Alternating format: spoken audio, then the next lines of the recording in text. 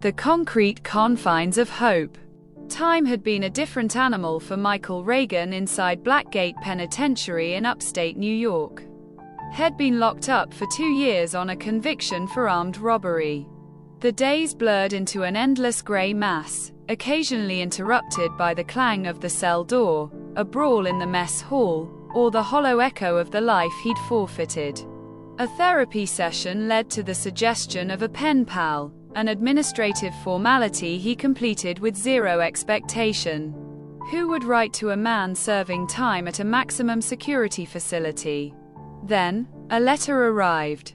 It was from Alex Miller, postmarked from Manhattan, New York City. A plain white envelope, neat, elegant script. It wasn't a form letter. I chose your name randomly from a list, but I don't believe in accidents. Maybe we both need a lifeline. I confess, I get lonely in this enormous city, too, even with 1 million people around. I hope you'll write back. Michael reread the note until the cheap prison paper softened at the edges.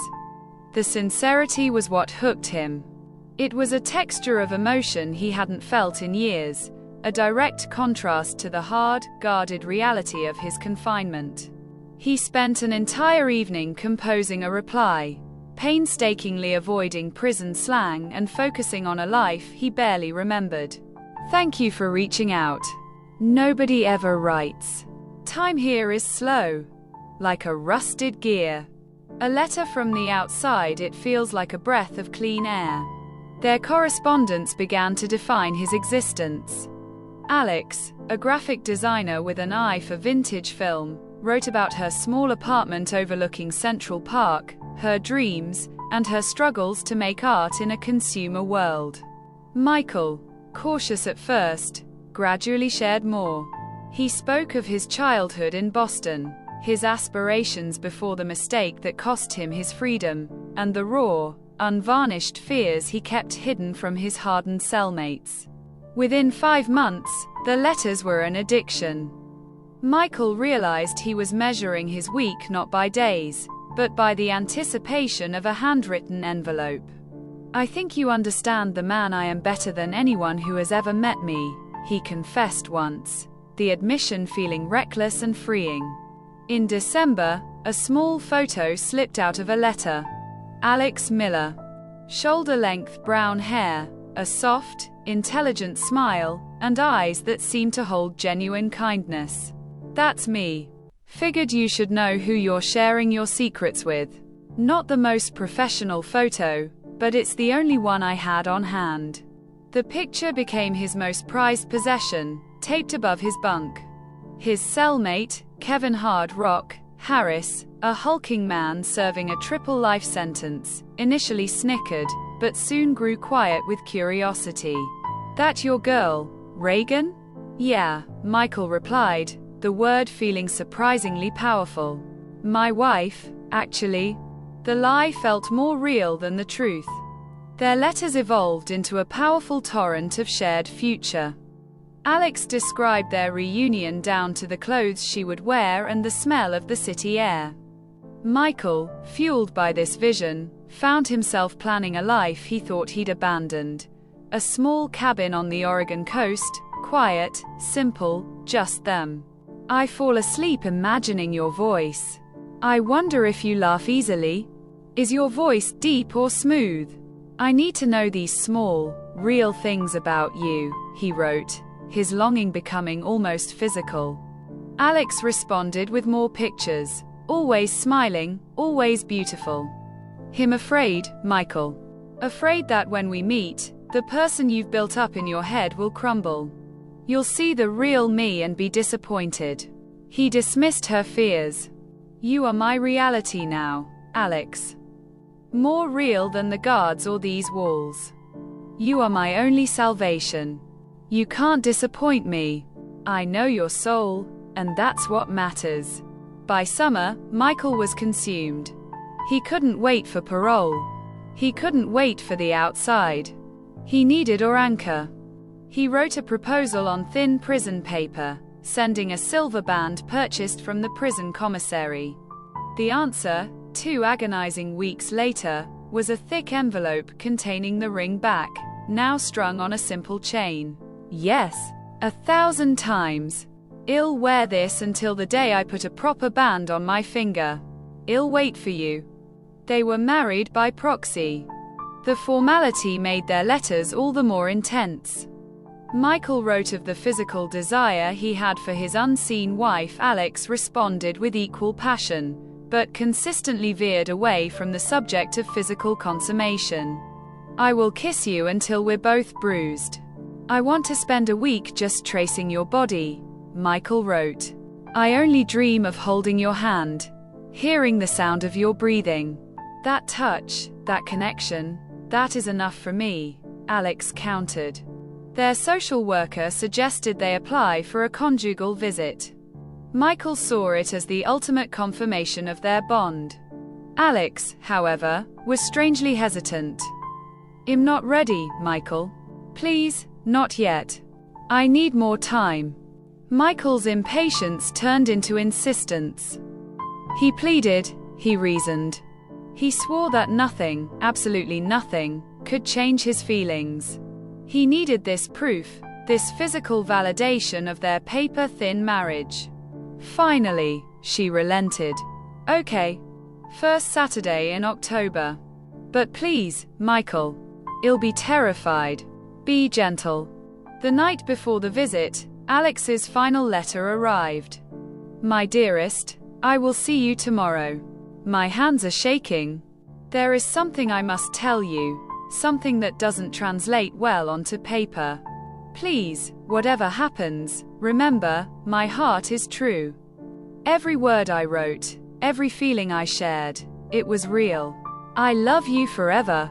Michael was baffled. What secret could be this monumental? Perhaps she was nervous about his criminal past, or maybe she was afraid he wouldn't like her in person. Nothing, he decided, could undo the truth of their 17 months of shared souls. The meeting room at Blackgate was a mockery of domesticity. A faded carpet, a small double bed, and a tray of stale cookies. Michael, newly shaved and trembling with anticipation, waited. When the door clicked open, Alex Miller walked in. She was more beautiful than the photos, but there was an unmistakable fragility about her. Her eyes, the kindest head ever seen, were full of terror. Alex, he breathed. He enveloped her in a crushing hug. The smell of her perfume, the softness of her hair, it was overwhelming, the culmination of a 17-month-long fantasy. He devoured her lips, the kiss fierce, desperate. We have to talk, Alex whispered, pulling back gently. Later, Michael growled, pulling her close, his hands already wandering over her slender frame. We have 2 hours, sweetheart. I've dreamed of this for almost 2 years. His urgency was raw, a prisoner's hunger. He pushed her toward the bed, his passion eclipsing all else. Michael, please stop. Alex's voice was sharp with panic. She managed to hold his arms, forcing him to look at her. Wait. You have to know something first. Something important. Michael's face hardened with impatience. Whatever it is, I don't care. I love you. Let's get to the important part. He tried to kiss her again, but she recoiled sharply, her arms wrapped around her chest. I'm not who you think I am, she whispered, her voice cracking. I'm transgender, Michael. I was born a man. The words hit him like a physical blow. The air rushed out of the room, replaced by a suffocating silence. Michael stared, the blood draining from his face. What? What did you say? He stammered, convinced he'd misheard a prison joke.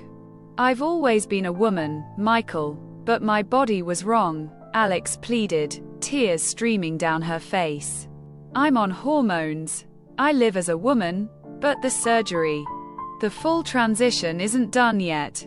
A primal rage erupted from Michael. It wasn't the pain of a broken heart, it was the terror of humiliation, the fear of being the prison's laughingstock, the victim of a sick, complex trick. You lied to me. You made me marry you, he roared, shoving her away from him. You let me plan a life with a woman who doesn't even exist. I love you, Alex cried, her voice desperate. The feelings were real. My soul is female. You fell in love with that. I fell in love with a real woman. Michael shrieked. Not this. His hand shot out, grabbing her wrist with the crushing force of years of restrained violence. You're a freak. You ruined my only hope. His anger escalated into a blind, animal fury. Hard Rock's words about taking what was his echoed in his ears. He needed to assert his dominance, to destroy the deception that was about to make him the target of 200 hardened inmates' ridicule. You want me to believe you're a woman? Prove it, he hissed. He lunged, tearing at her clothes, his hands moving with brutal speed. He ripped her blouse, then the compression binder beneath it, exposing her small, developing breasts. Michael, stop! Alex screamed, writhing under his weight. You're not this man. The man I married wouldn't do this. Her resistance and her desperate plea only fueled his rage. He pulled down her pants, his hand seeking the final, undeniable proof of her lie. When his fingers reached her groin, his hand froze. He recoiled as if burned, his face contorted in a mask of disgust and agonizing betrayal. You are male, he whispered, rolling off the bed. You are male. Alex lay on the bed, sobbing, trying to cover herself with the shredded fabric. Michael, please, don't let this ruin everything. I'm still me. The letters were true. He didn't hear her. The disappointment had devoured the man who wrote tender letters. All that remained was a cornered, humiliated animal driven by an overwhelming need to silence the source of his agony. You deserve to know what it's like to have your life stolen, he hissed. He grabbed her by the throat, squeezing with all his pent-up fury. Alex clawed at his hands, her eyes wide, full of one last look of unwavering love and incomprehension. Then, the light in them went out. In the eerie silence of the visiting room, Michael released her. Alex's body slumped onto the carpet. He stood over her, his hands trembling, the scent of her perfume and the metallic odor of cheap soap now mingled with the smell of irreversible loss. The guards came, alerted by the emergency button he didn't remember pressing. The process was cold, detached, almost routine. Conjugal visit gone bad, Ray Donovan muttered to a subordinate. Found out his wife was a dude. Too bad. That's a new charge, Reagan. Michael was thrown into the SHU, Special Housing Unit. In the concrete isolation cell, stripped of everything but the photograph, the truth finally broke him. He had killed the only person who had ever truly seen and accepted his soul. The man he had been in the letters, tender, hopeful, loving, was the man Alex had fallen for. The monster who killed her was the man prison had made him, the man who couldn't bear to be mocked by his peers. He turned over the picture of the smiling woman. On the back, written in that elegant script, were the words, "Love you just the way you are. Forever yours, Alex." He hadn't been able to give her the same acceptance. He had broken the only real connection he had. Michael Reagan, the armed robber, realized that the greatest barrier to his freedom had never been the prison walls, but the prejudice he carried within. And for that, he would now pay the ultimate price.